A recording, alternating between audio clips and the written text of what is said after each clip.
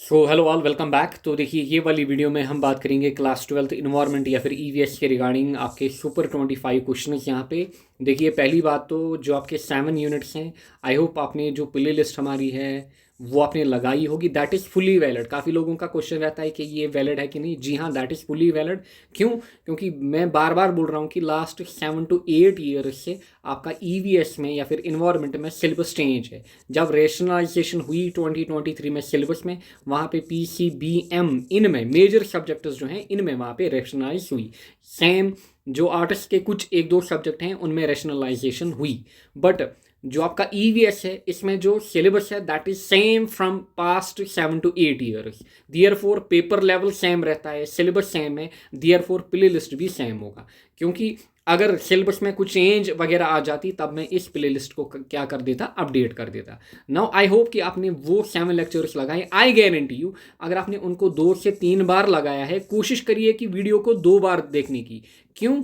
क्योंकि पहली बार आप चीज़ें समझोगे, नोट मेकिंग करोगे, दूसरी बार वही चीज़ें जो हैं आपके दिमाग में छप जाएंगी। उसके बाद आपको बस नोट्स रिवाइज करने की नीड है। आई गारंटी यू, आप यहाँ पे 100% मार्क्स स्कोर करके आओगे। एटलीस्ट 95% मार्क्स आपके इस सब्जेक्ट में आने चाहिए। क्योंकि अगर आप पीसीबीएम में कहीं पे भी लैग हो गए हैं, ये जो सब्जेक्ट है ये ऐसा सब्जेक्ट है जो आपको भरपाई करेगा इसमें।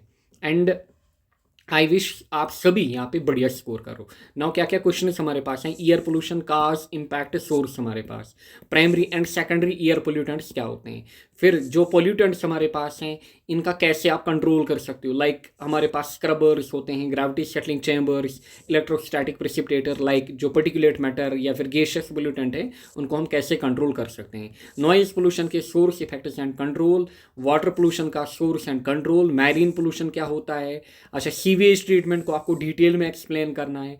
इन टर्म्स को यूट्रॉफिकेशन, बायोमैग्निफिकेशन, बीओडी हमारे पास क्या है, इनको आप एक्सप्लेन करें। साथ ही में यहाँ पे DO that is dissolved oxygen, ये भी आप यहाँ पे देख सकते हो। लेक्चर्स आपको लगाने हैं एंड आई गारंटी यू आप फुल्ली स्कोर करके आओगे। बट अगर आप लेक्चर्स लगाओगे 2-3 बार उनको रिवाइज करोगे।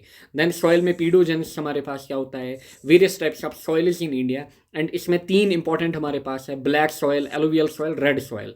ये 3 काफ़ी ज़्यादा इंपॉर्टेंट है। Then soil erosion control and impact हमारे पास। देन म्युनिसिपल सॉलिड वेस्ट की अगर मैं बात करूं, आपको डिटेल में पूरा एक्सप्लेन करना है जो मैंने आपको सिखाया है वहाँ पे। अच्छा, सॉलिड वेस्ट मैनेजमेंट कैसे करते हैं हम, इसके मेथड्स हमारे पास लाइक 2 इंपॉर्टेंट मेथड्स हैं, sanitary land filling and composting हमारे पास। देन बर्निंग वगैरह, इंसिनरेशन भी है, बट ये 2 ज़्यादा इंपॉर्टेंट है।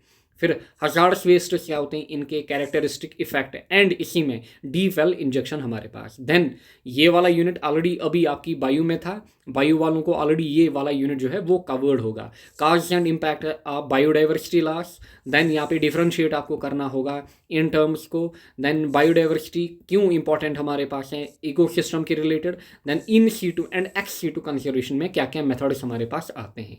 Then coming to next unit, acid rain क्या होता है, cause, impact and control. Ozone depleting substance हमारे पास क्या है, ग्लोबल वार्मिंग के काज, इम्पैक्ट एंड कैसे हम कंट्रोल कर सकते हैं ग्लोबल वार्मिंग को।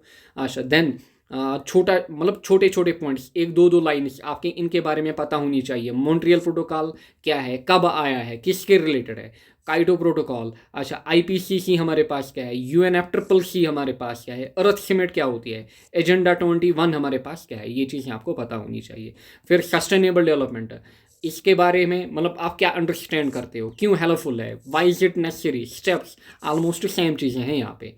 देन ईआईए में characteristic, purpose, scope, key elements या फिर बेनिफिट्स, वही जो मैंने आपको पढ़ाया है सेम चीज़ें आपको अपने एग्जाम में लिखनी है। अगर इनमें से कुछ भी पूछता है वही जो मैंने वहाँ पे लेक्चर्स में बताया है कि कैसे आपको लिखना है या फिर ईआईए में कैसे आप पेपर को रिप्रेजेंट करोगे।